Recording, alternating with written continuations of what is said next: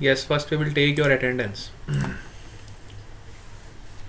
Gravitation बहुत अच्छे से कर लेना, और हमने काफ़ी अच्छे से क्लास में कवर भी कर लिया है, आप सबको आना चाहिए।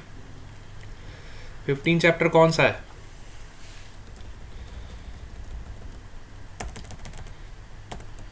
Today is 28। Gaurav Atani, Jiya Patel, Devansh Vora, present sir. Vraj Gamit,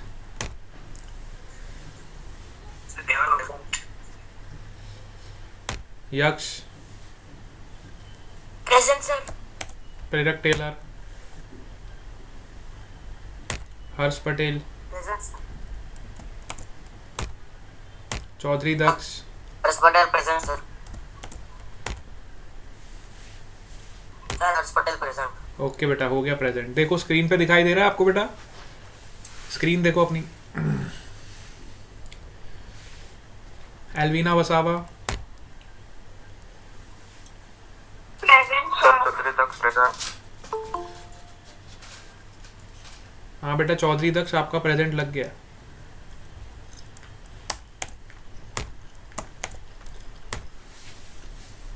Justin Gamit,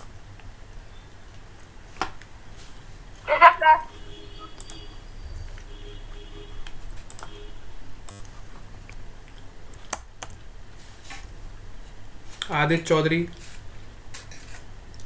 present sir.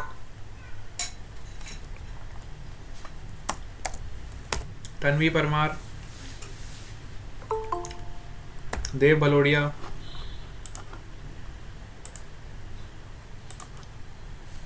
Devang जलावाड़िया,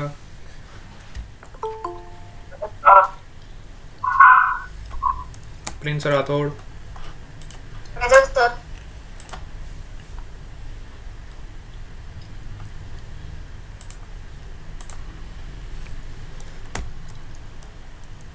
Raunik Gamit, Meet Gamit, present sir.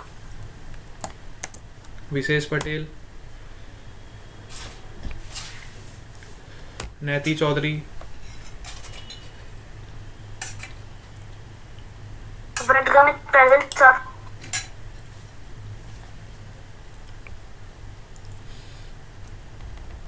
Dhvani, present sir. Nandni, Nidiksha, present sir. Preet, Gamit Hetvi, Veda Dhimmar, present sir. Tanvi Chaudhary, present sir. Priyanshu Jariwala, present sir. स्नेह गौर, प्रेजेंट सर। शाश्वत Patel, present sir. Monis Malik, sir Preet Patel present. Anybody left? Preet Patel, हाँ इसके देवान द्वारा। Devang present sir. व्रज गामित, देवांश पोरा। चलो, और कोई?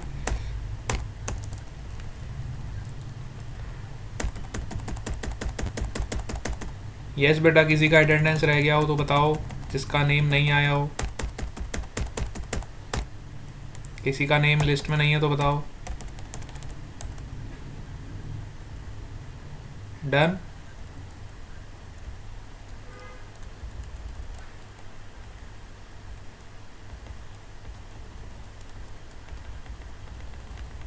चलो, मेरे ख्याल से सबका अटेंडेंस हो गया। Let's start the class now. Last class में हम क्या डिस्कस कर रहे थे बेटा?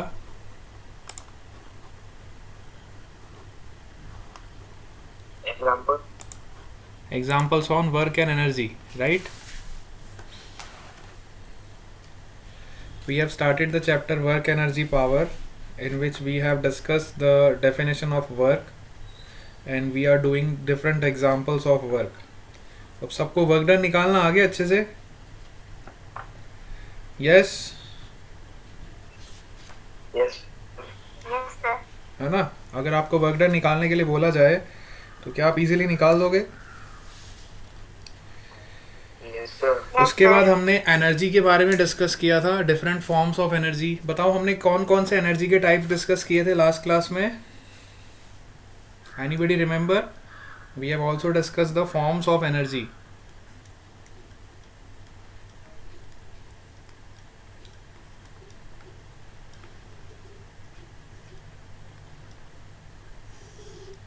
Forms of energy we have also discussed. Mechanical energy, heat energy, chemical energy. भूल गए क्या आप लोग? देखो मैकेनिकल एनर्जी जो होती है ना बेटा, इसके दो पार्ट होते हैं जो कि बहुत इम्पोर्टेंट है। मैकेनिकल एनर्जी के दो पार्ट होते हैं। One is your kinetic energy and another is your potential energy. Mechanical Sound energy energy.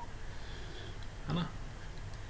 Very good. Sound energy, electrical energy, nuclear energy, है ना? सोलर एनर्जी, ये सब एग्जांपल्स हमने बहुत सारे डिस्कस किए थे।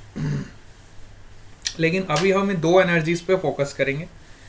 पहली तो आपकी काइनेटिक एनर्जी और दूसरी आपकी पोटेंशियल एनर्जी। ठीक है, अब काइनेटिक एनर्जी क्या होता है? Kinetic energy is the energy possessed by the virtue of its motion. इसका मतलब क्या है? काइनेटिक एनर्जी कब होगी किसी भी ऑब्जेक्ट के पास? जब कोई ऑब्जेक्ट मूव कर रहा होगा, जैसे कि कोई कार है या कोई बस है ना? इसके पास कुछ मास होता है और जब ये कुछ वेलोसिटी से मूव करती है तो इसके पास कुछ काइनेटिक एनर्जी होती है, जिसको हम क्या बोलते हैं? Half mv square. This is your kinetic energy. ठीक है, it is the energy possessed by virtue of motion of any object और एनी बॉडी, है ना? जैसे कि मूविंग कार, मूविंग बस,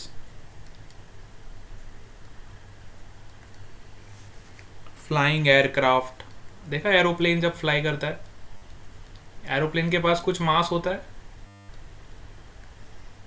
और एरोप्लेन के पास कुछ वेलोसिटी भी होती है, तो उसके पास भी काइनेटिक एनर्जी है। रनिंग एथलीट, ब्लोइंग विंड्स, जब हवा चलती है तो हवा के पास भी कुछ मास होता है, एयर का भी कुछ मास होता है, और जब एयर आपकी ब्लो करती है तो उसके पास भी कुछ काइनेटिक एनर्जी होती है ना? फॉलिंग ऑब्जेक्ट से अ बॉल, सपोज करो आप किसी पेड़ के नीचे बैठे हो और उस पेड़ पे बहुत सारे फ्रूट्स लगे हुए हैं, अचानक से आप पे एक फ्रूट गिर गया, तो इसके पास भी कौन सी एनर्जी है? Kinetic energy. जब कोई चीज़ नीचे फॉल करती है तो उसके पास भी कौन सी एनर्जी आ जाती है? Kinetic energy. Getting it? Yes, sir.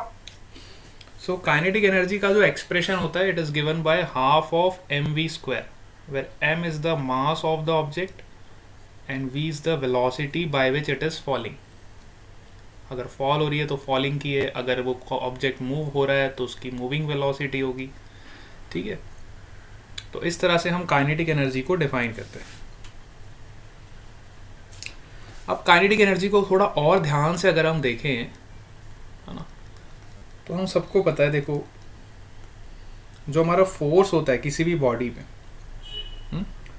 किसी भी बॉडी पे जब हम फोर्स लगाते हैं, सपोज करो मेरी ऑब्जेक्ट, इसका मास m है, इस पे हमने कुछ फोर्स लगाया। अब जैसे ही फोर्स लगाया तो ये कुछ वेलोसिटी से मूव करने लगेगा। सपोज इसकी इनिशियल वेलोसिटी 0 है, initially this object is at rest, initial velocity 0, we have applied some force and under the influence of this force this object is moving with velocity v। तो Newton's का second law क्या बोलता है? क्योंकि हम Newton's law of motion already पढ़ चुके हैं। Newton second law says that force is equal to mass into acceleration. F is equal to M A, हम सबको पता है ना ये। Yes, Yes. M into A. ठीक है,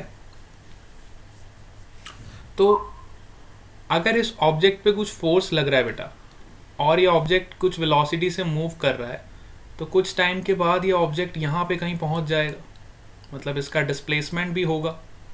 होगा कि नहीं होगा? यस। Yes, sir. अगर मैं इस ऑब्जेक्ट पे कुछ फोर्स लगा रहा हूँ तो इस ऑब्जेक्ट का कुछ ना कुछ डिस्प्लेसमेंट तो होगा ही ना। तो कुछ टाइम के बाद ये ऑब्जेक्ट आपका यहाँ पे कहीं पहुँच जाएगा। तो सपोज करो इस इंटरवल में इसका जो यस बेटा, इसका डिस्प्लेसमेंट कितना हो गया? एस हो गया। यस, कौन बोल रहा है ये?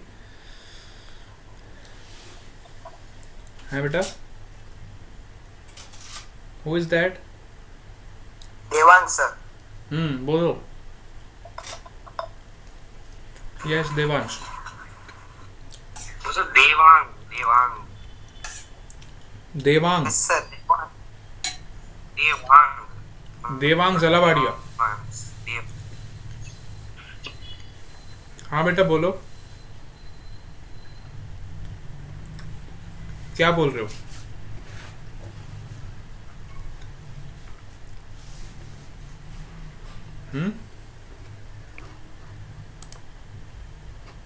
क्या कह रहे हो बेटा?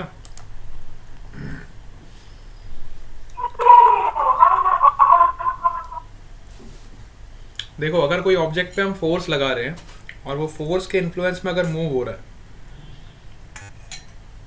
तो उसका कुछ ना कुछ तो डिस्प्लेसमेंट होगा ना। और अगर डिस्प्लेसमेंट होगा तो वर्क डन भी होगा। वर्क डन क्या होता है? F S cos theta. yes or no? Yes, sir. Now what is the value of theta in this case? Force is acting in this direction and displacement is also towards right. Force is acting towards right, displacement is also towards right. Then what is the theta? 0. 0 degree. Very good. Both the vectors are in same direction, na? And theta will be 0. So we will get f s cos 0. And what is the value of cos 0? 1. 1. So work done will be F into S. Now what is the value of force? We all know that force is defined as mass into Mass into acceleration. acceleration. So we are going to substitute this value in this equation. So we will get work done is equal to ma into S. Work done will be m into a into S. ठीक है, m into a into s. Now we know that if your force is a constant, then acceleration is also constant, and we can apply the equation of motion, that is v square minus u square, which is equal to 2 times a into s. What is the initial velocity? 0. No. Block is starting from rest, so initial velocity is 0. And what is the, so we will get here the equation of v square is equal to 2as, or you can also write v square upon 2, which is equal to as, है ना। अब हम यहाँ से as का value इस equation में substitute करेंगे। देखो, as का वैल्यू यहाँ से आप यहाँ सब्सटीट्यूट करोगे, so what you will get? Work done is equal to m into v square upon 2, or you can say half mv square, and this work done is known as your kinetic energy. This work done is known as your kinetic energy. Getting it or not? Yes, sir. So जितना भी हमने work done किया वो सारा का सारा किस में कन्वर्ट हो गया, काइनेटिक एनर्जी में कन्वर्ट हो गया। जितना भी हमने वर्क डन किया वही वर्क डन आपका काइनेटिक एनर्जी के बराबर है ना। वही वर्क डन हमारा किसके बराबर आया, काइनेटिक एनर्जी के बराबर आया। अब काइनेटिक एनर्जी का एक्सप्रेशन अगर हम ध्यान से देखें तो काइनेटिक एनर्जी का एक्सप्रेशन है half M V square. So from this expression you can say that kinetic energy is directly proportional to your mass and it is also directly proportional to your velocity का square. Yes? ठीक है। So असली में हुआ क्या, अगर मैं पूरे एक्सप्रेशन को ध्यान से देखूं तो मैंने जो वर्क डन किया वो आया आपका हाफ एम वी स्क्वायर के बराबर। ठीक है, this half M V square is your final kinetic energy. Kinetic energy final. What is your initial kinetic energy? Initial kinetic energy कितनी थी हमारी? इनिशियल वेलोसिटी कितनी थी ब्लॉक की? जीरो। तो इनिशियल काइनेटिक एनर्जी कितनी हो जाएगी? Half m into 0 square is equal to 0. So work done is defined as half m v square minus half m u square. क्या मैं ऐसे लिख सकता हूँ इस एक्सप्रेशन को? क्योंकि इनिशियल काइनेटिक 0 होगा इसलिए हमें वो दिखाई नहीं दे रही, लेकिन वो भी यहाँ पे प्रेजेंट है। क्योंकि इसकी वैल्यू 0 है इसलिए हमने इसको यहाँ पे, ये हमें दिखाई नहीं दे रही है क्योंकि इसकी वैल्यू 0 है, because initial velocity is 0. But from this expression we get one new generalized expression, that is work done is equal to change in kinetic energy. This is very important. यहाँ से अगर आप बड़े ध्यान से देखो तो वर्क डन किसके बराबर हो गया? Final kinetic energy minus initial kinetic energy. इसी को हम बोलते हैं चेंज इन काइनेटिक एनर्जी। इसी को हम क्या बोलते हैं? Change in kinetic energy. ठीक है, and this theorem is known as work energy theorem. This theorem is known as work energy theorem.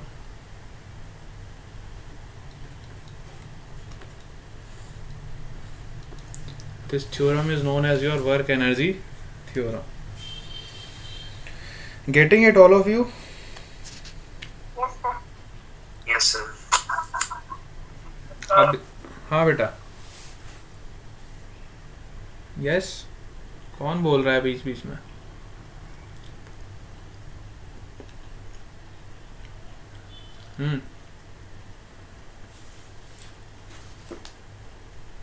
समझ आ गया ना सबको?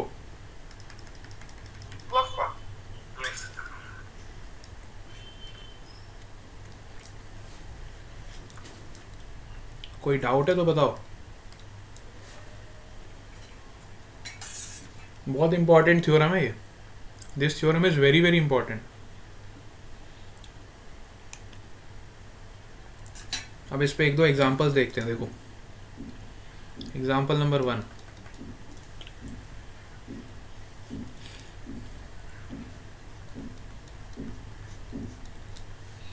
सपोज करो हमारे पास एक बॉडी है जिसका मास है 2 kg. It is moving with a speed of 20 meter per second. Then what is its kinetic energy? जल्दी से बताओ.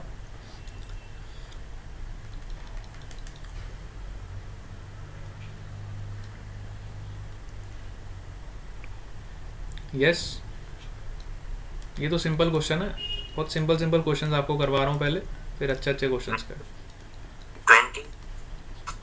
Kinetic energy is half mv square. Half 400. 20 का स्क्वायर. बेटा कैलकुलेशन तो ढंग से करो. 400. What is the unit of energy?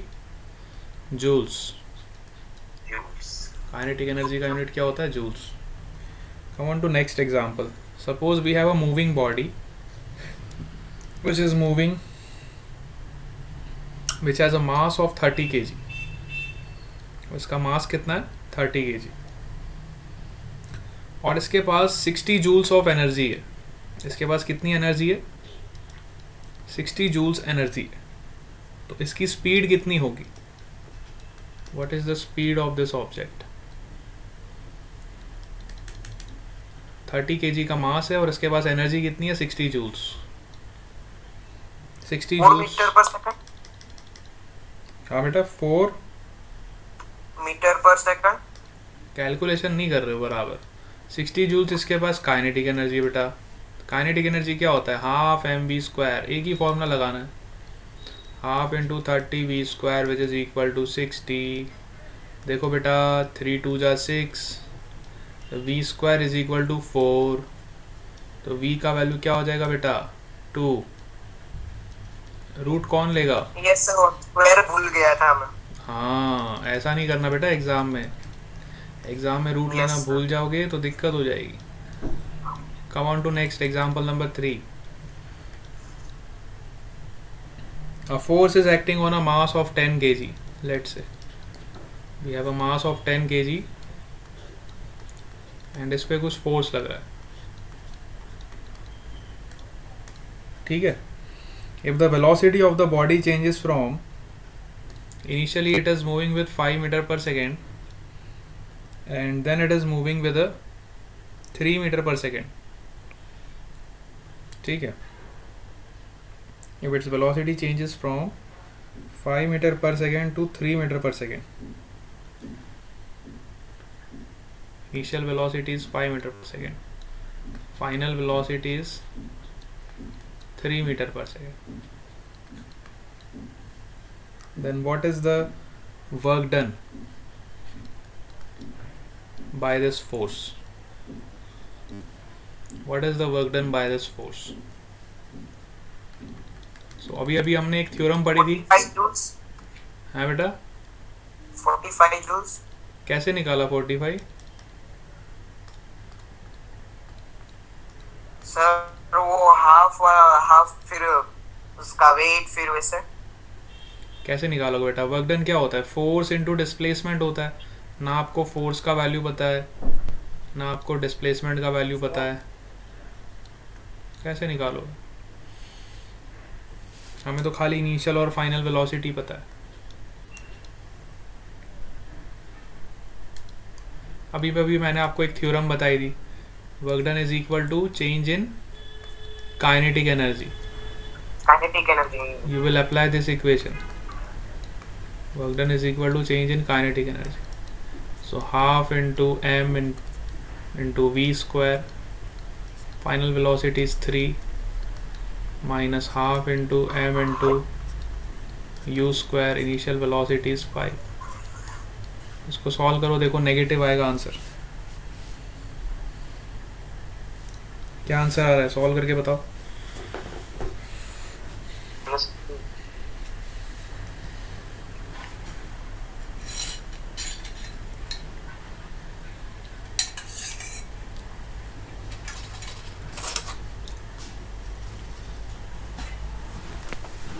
निकाला किसी ने?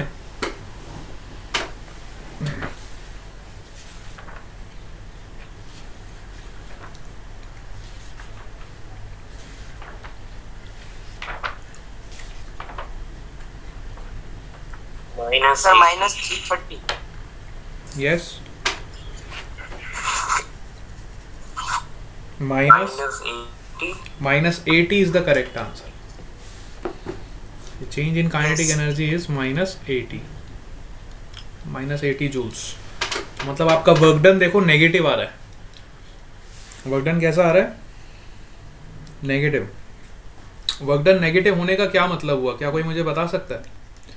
If your work done is negative, then what is its meaning? Its meaning is that both the force vector and displacement vector are in opposite direction. देखो, याद करो जब हमारा theta 180 degree हो जाता था तो cos 180 का वैल्यू कितना होता था? -1. याद आया? इस केस में हमारा वर्क डन नेगेटिव आता था. ये वही वाला केस है। मतलब अगर फोर्स ऐसे लग रहा है तो आपके पार्टिकल का डिस्प्लेसमेंट राइट साइड नहीं हो रहा, आपके पार्टिकल का डिस्प्लेसमेंट लेफ्ट साइड कहीं हो रहा है। मतलब आपका पार्टिकल ऐसे मूव कर रहा है, ये मास ऐसे मूव कर रहा है और आप इसको धक्का ऐसे लगा रहे हो, तभी तो उसकी स्पीड कम होगी। क्या आप इस बात को समझ पा रहे हो? Yes sir. है ना?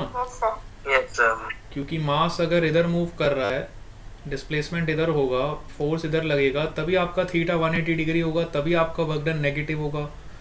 Means both the vectors, force vector and displacement vectors are in opposite direction, hence your work done is negative here. Negative का मतलब ये होता है कि मतलब इनिशियली देखो, यहाँ से भी आप देख सकते हो, इनिशियली अगर स्पीड ज़्यादा है और फाइनली उसकी स्पीड कम हो रही है, मतलब इसको हम अपोज कर रहे हैं ना, इसके मोशन को हम अपोज करेंगे तभी उसकी स्पीड कम होगी।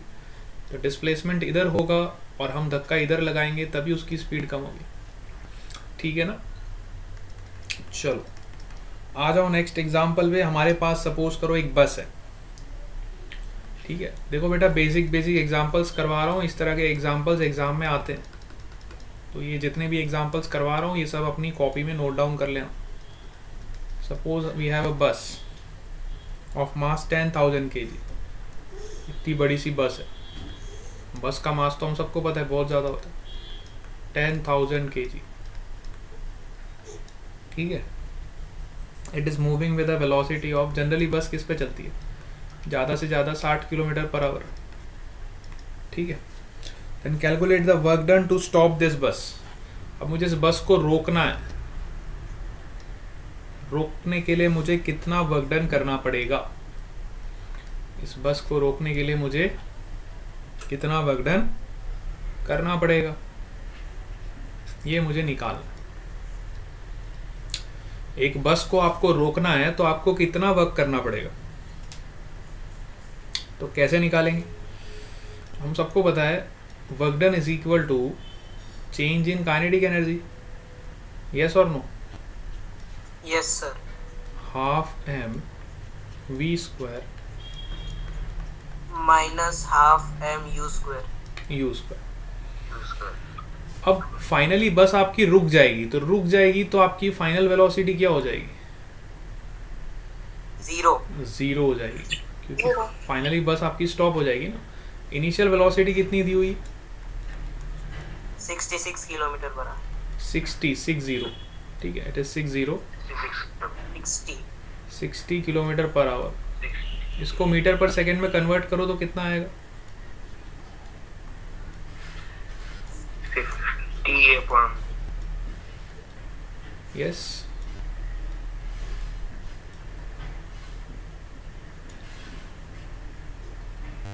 फिफ्टी अपॉन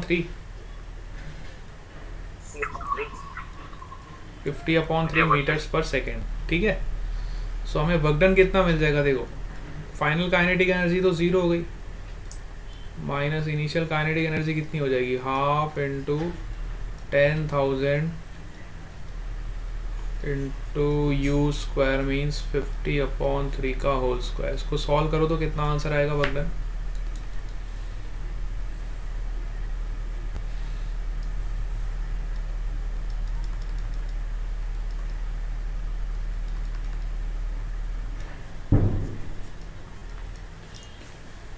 सॉल्व करके देखो कितना आंसर आ रहा है।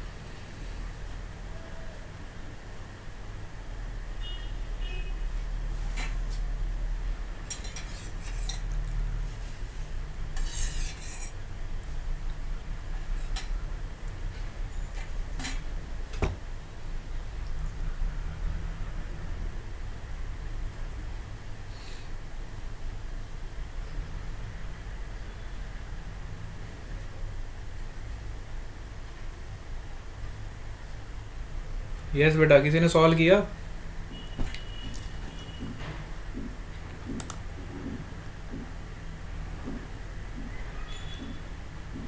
Any one of you?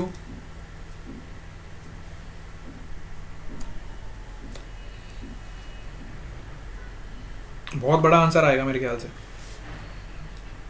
इस तरह का कुछ आपको आंसर मिलेगा। -13 8 9 8 something, sir. 444.5 joules. Yes, sir. मतलब देखो आप इतना ज़्यादा वर्क डन है और वो भी नेगेटिव में। नेगेटिव का मतलब क्या है, आप फोर्स ऑपोजिट डायरेक्शन में लगाओगे ना। नेगेटिव वर्क डन का मतलब क्या होता है, नेगेटिव का मतलब इसको रोकने के लिए हम फोर्स किधर लगाएंगे, Opposite direction. Opposite direction. और डिस्प्लेसमेंट इसका किधर होगा, राइट साइड। Right side. दोनों वेक्टर्स के बीच में थीटा कितना होगा, Right. 180 डिग्री। क्लियर है, इसलिए हमारा वर्क डन क्या है, नेगेटिव Yes. है ना।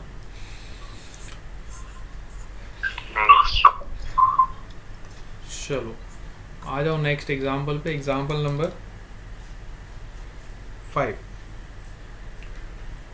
A car and a truck have the same speed. Suppose करो हमारे पास एक कार है और एक ट्रक है। एक कार है और एक ट्रक है, दोनों की स्पीड बिल्कुल सेम है। कार की भी स्पीड है 30 मीटर पर सेकेंड और ट्रक की भी स्पीड है 30 मीटर पर सेकेंड। ठीक है, बट दोनों के मास अलग अलग है। सपोज इसका मास m1 है, mc मास ऑफ कार और mt मास ऑफ ट्रक, और दोनों का रेशियो हमें दिया हुआ है, that is mass of car upon mass of truck which is equal to 1/3। Then find the ratio of their kinetic energies. You have to find the ratio of kinetic energy of car upon kinetic energy of truck. This is the question.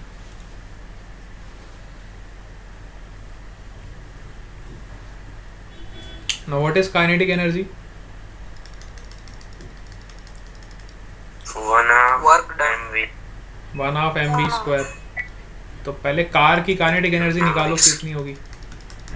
Yes, car की kinetic energy कितनी होगी, 1/2 mc into 30 square. This is the kinetic energy of car. इसको हमें truck की kinetic energy से divide करना। Truck की kinetic energy कितनी होगी, 1/2 mt इंटू वी स्क्वायर। तो देखो 30 square cancel, 1/2 cancel. mc upon mt का रेशियो हमें पता है कितना, 1/3। 1/3. तो काइनेटिक एनर्जी का रेशियो भी कितना आ जाएगा, 1/3। 3. This will be your answer. 3. ठीक है, Yes, sir. आ जाओ example number 6। Next question.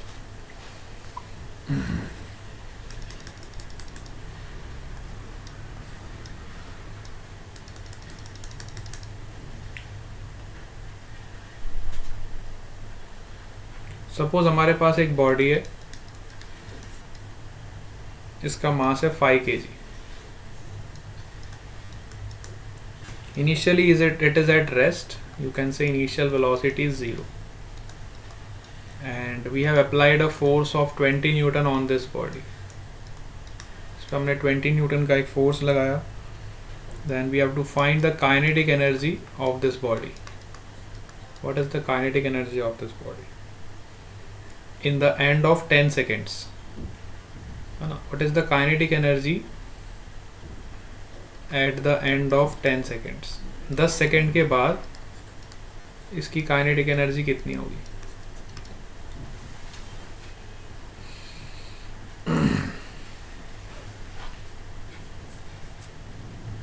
Ten seconds के बाद इसकी काइनेटिक एनर्जी कितनी होगी।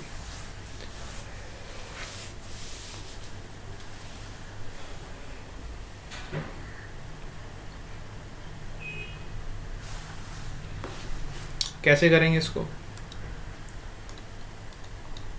सबसे पहले एक्सेलरेशन निकाल लो। Acceleration is f upon m which is equal to 20/5, or you can say 4 meter per second square. Now we know that v is equal to u plus at. ठीक है, तो at the end of 10 seconds So final velocity will be, initial velocity is 0, acceleration is 4, and time is 10. Final velocity will be 40 meter per second.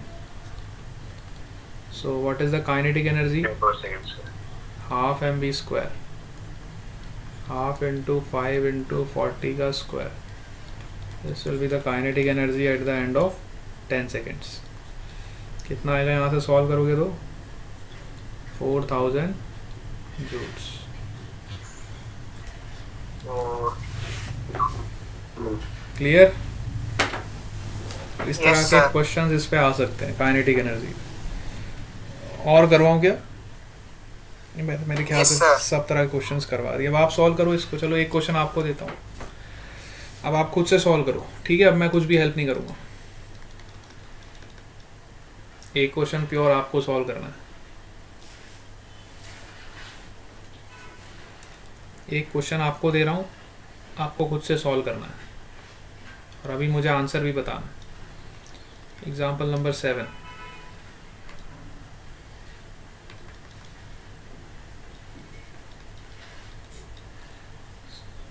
A force is applied on a car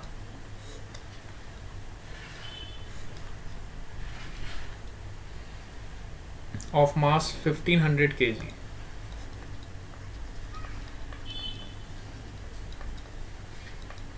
So that its speed increases from u is equal to 54 km per hour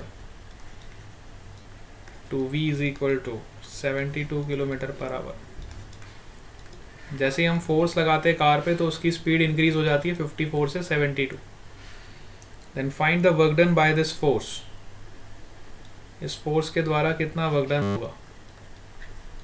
चलो calculate करके बताओ. What is the work done by this force? अब इसका सबको सही answer निकालना.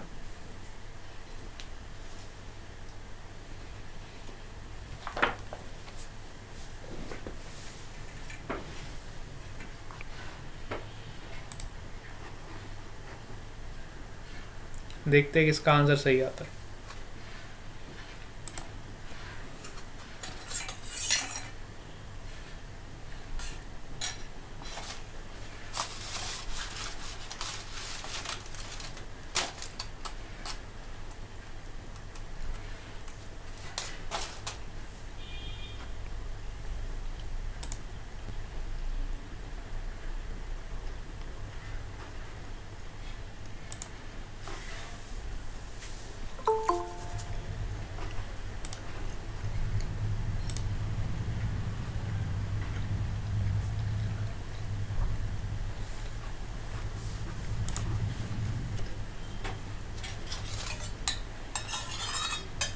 Yes बेटा, किसी का आंसर आया?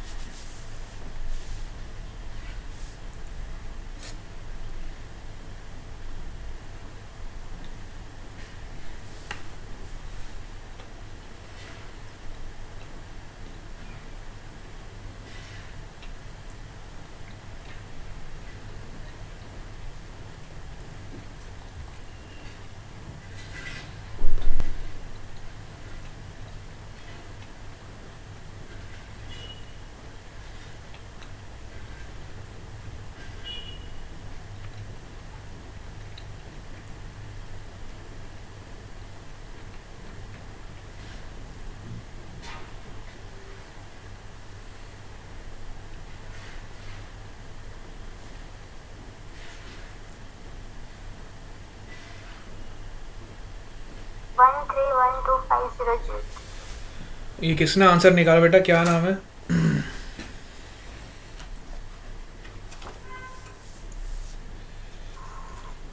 क्या नाम है बेटा आपका?